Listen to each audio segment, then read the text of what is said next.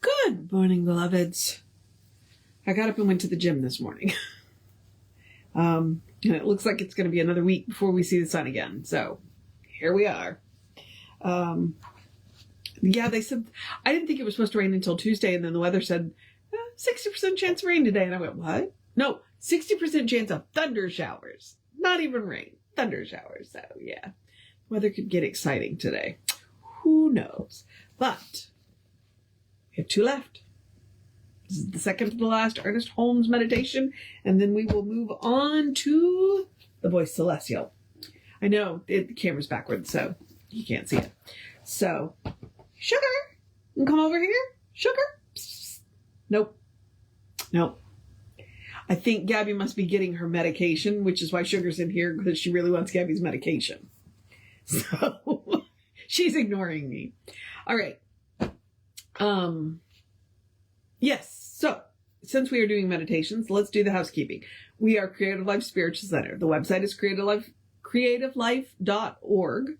The constant contact email is info@creativelife.org. You get on that email. You get about one email a week, just to let you know what's going on. And it will, it just tells you what's going on for the week and the month. And the hot links are hot. So it will either take you right to the information or to the person that can help you get it.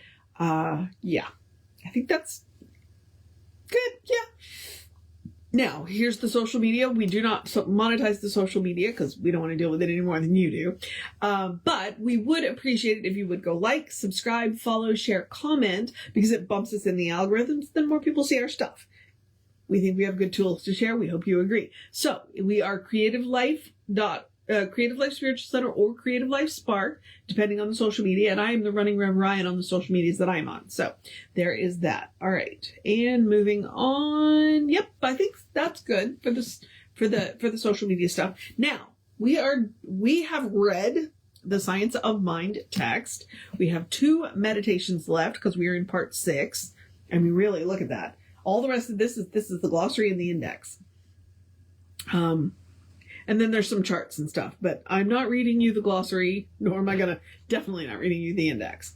It's quite an extensive glossary though. So, if you haven't looked at the back of the book and looked in the glossary, there's some good stuff back there.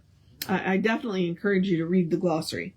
But we are in part 6. We are doing the meditation. So we are doing the meditations concluded, which are longer meditations, which came out of group work or class work. So these are actual meditations that he created on the spot for the group or class that he was teaching. And so what we are going to do is we are going to take the 2 deep breaths, read the meditation, take 2 deep breaths. I'm going to encourage you to have a great day. I still encourage you to listen to the meditation as many times as you need to. And feel free to change words if the words, although these meditations, because they came out of group work, are a little different. The words haven't been, but this is from 1927. So if there's a word in there that just doesn't work for you, feel free, or, use it as a template to write your own. All right. These have been, pretty principle centered, whereas in the earlier part, he was like specific things. So yeah, I've talked myself, I think I've talked myself into a corner here. So how do I get out of it? I don't know. Cause I'm thinking about the title, which to read, I'm going to have to put my glasses on. So I'll do that in just a minute. But what I want to do is remind you about the breathing.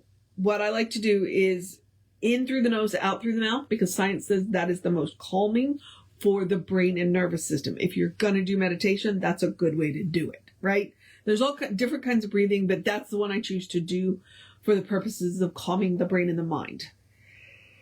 You can also watch it work, pardon the yawn, you can also watch it work in real time, because I talk a little slower, or a lot slower depending on the day. Today it's only a little, because that alarm went off at 6 o'clock. I talk a little slower with the, after I do the breathing. All right, let me put my glasses on. The title for this one is I Take the Christ Way to Fulfillment. And the last one is going to be the eternal cycles of life in motion fulfill my faith. Yep. Ernest didn't pull in any punches for his last two. All right, so let's take that nice deep breath in through the nose, out through the mouth.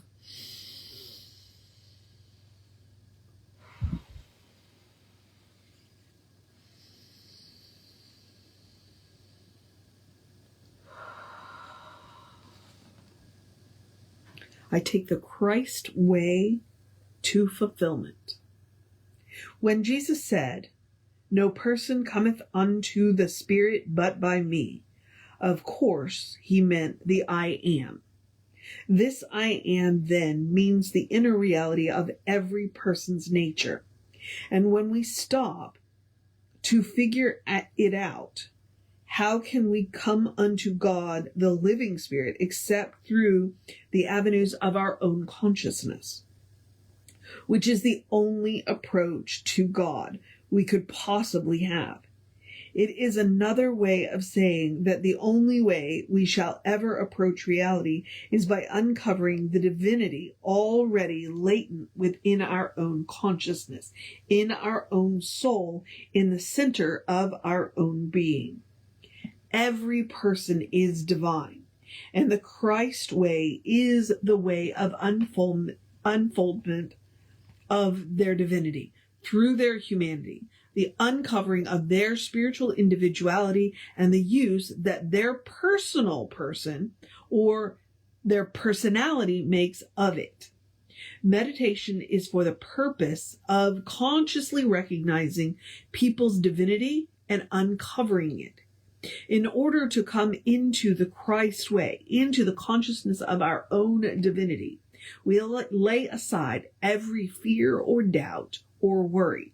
We enter into the silent, peaceful meditation that the Spirit of the living God is within us. All the power there is, all the presence there is, and all the life there is right here. Each one turns to themselves knowing that. The Spirit within me is God. That Spirit is perfect. And because that Spirit is perfect, my knowledge of that Spirit destroys every doubt, every fear, casts out all uncertainty and all unbelief, and fills me with a knowledge of my own perfection. There is that within me which is perfect, divine, happy, whole, and harmonious. There is that within me that has never been afraid, never been limited. And it is this Christ nature within me that I now recognize and speak into manifestation through my being, that the Spirit within me, which is perfect, shall remove every consciousness of disease, shall stimulate every activity, and recognize perfect circulation of these divine ideas, and establish within me not only the knowledge of that divine perfection, which I really am, but shall establish in my physical being a manifestation of that knowledge of reality, or the realization that presence and whatever there might be within me which does not belong is now eliminated, cast out, and destroyed. Divine guidance is, and that perfect intelligence is now governing the activity of my life into the fulfillment of joy, into the fulfillment of love, of unity, of happiness, and success, now and at all times. I take the Christ way to fulfillment.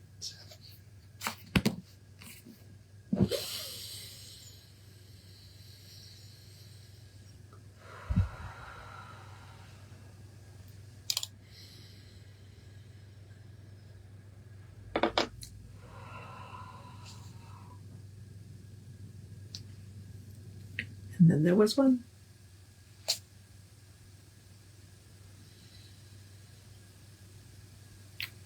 Little Ernest treats us on what he means by, but what Jesus means by come unto me, to come to the divine.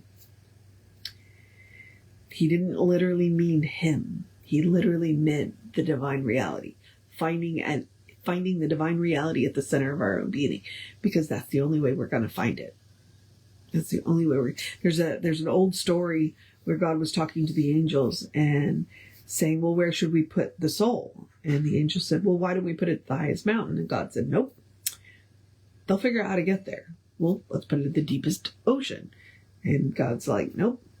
They'll figure out how to get there.